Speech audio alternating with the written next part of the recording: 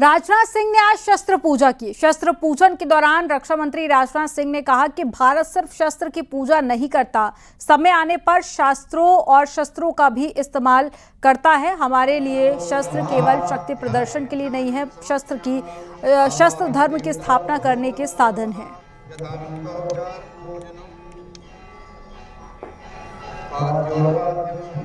रक्षा मंत्री राजनाथ सिंह ने आज शस्त्रों की पूजा की और साथ ही उन्होंने कहा कि भारत सिर्फ शस्त्र की ही लक भी लगाया।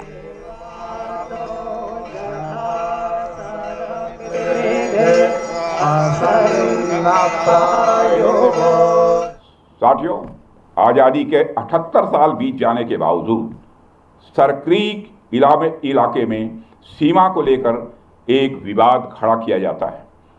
भारत ने कई बार बातचीत के रास्ते इसका समाधान करने का प्रयास किया है, मगर पाकिस्तान की नीयत में खोट है, उसकी नीयत साफ नहीं है।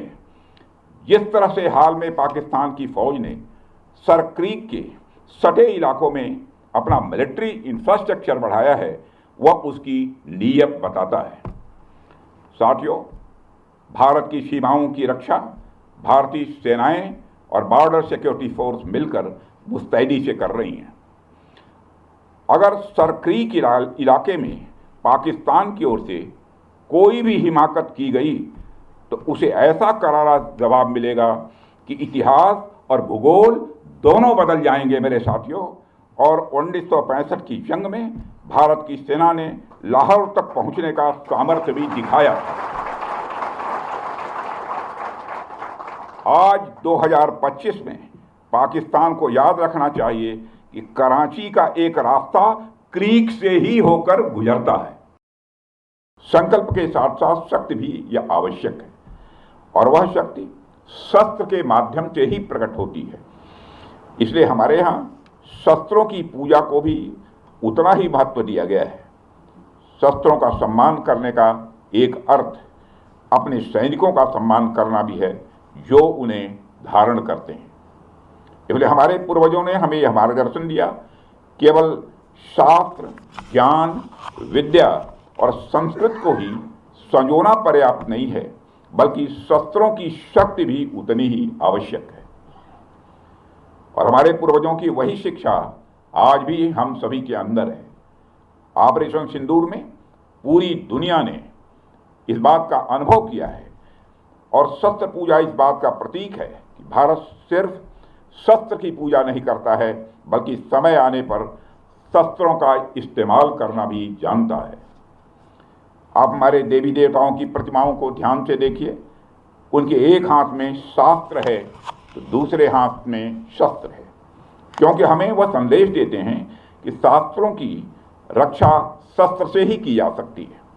अगर हमारे पास ज्ञान है लेकिन उसे बचाने के लिए हमारे पास शक्ति नहीं है, तो स्वाभाविक रूप से वह ज्ञान नष्ट हो जाएगा।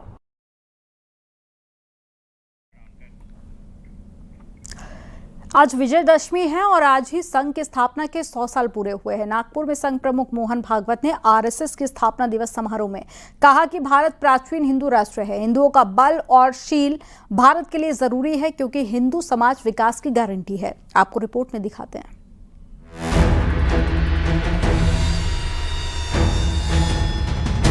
विजयदशमी के मौके पर नागपुर में आरएसएस के संस्थापक डॉक्टर हेडगेवार को संघ प्रमुख मोहन भागवत ने श्रद्धांजलि दी। इस मौके पर संघ प्रमुख मोहन भागवत ने आरएसएस के स्थापना दिवस समारोह में कहा कि भारत प्राचीन हिंदू राष्ट्र है, मजबूत हिंदू सुरक्षा की गारंटी है, हिंदू समाज विकास की गारंटी है।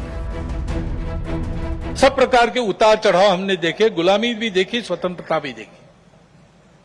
हम सदैव विद्यमान है, और इसलिए हिंदू समाज का बल संपन्न होना, शील संपन्न होना, संगठित होना इस देश के एकता, एकात्मता, सुरक्षा और विकास की गारंटी है।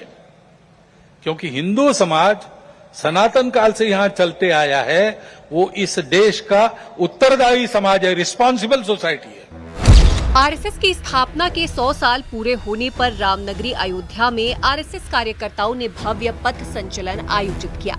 रामकथा पार्क से इसकी शुरुआत की गई। इसमें सर सहकार्यवाह दत्तात्रेय होसबोले भी शामिल हुए।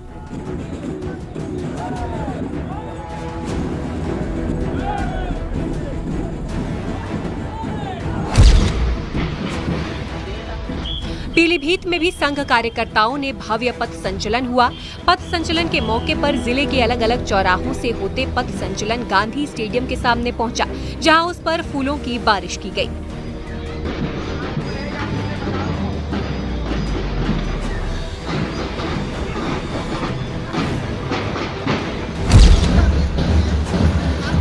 आरएसएस के 100वें स्थापना दिवस के मौके पर स्वयंसेवकों ने पथ संचलन निकाला। शस्त्रों का पूजन कर हिंदू समाज से संगठित होने की अपील की। पथ संचलन के रास्ते में जगह जगह लोगों ने पुष्प वर्षा कर स्वागत किया और भारत माता के जयकारे लगाए।